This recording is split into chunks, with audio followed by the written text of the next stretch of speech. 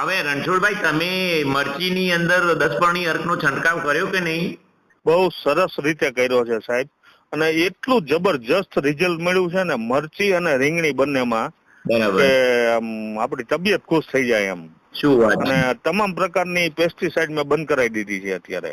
બરાબર. જે આપનો સંપર્ક થયા પહેલા અમે તમામ પ્રકારની પેસ્ટિસાઇડ છાંટતા હતા, અમે ઈ એગ્રો વાળાના પ્રોફિટ માટે હતું, પણ અમે એ બધું બંધ કરાવી દીધું છે. ઓનલી પ્રાકૃતિક ઉપર અમે શિફ્ટ થઈ ગયા છીએ. હવે જુઓ, મરચીની અંદર ઘણી આપણે મોંઘી દવાઓ લાવીએ તોય કંટ્રોલ થતા નથી. એમાં જે પેલું છે ને ભાઈ કોકડવો, હા, ઈ તો કોઈ સંજોગોમાં કંટ્રોલ થતો નથી. બરાબર. તો તમારો એનો વિડીયો પણ મને મોકલજો. બરાબર.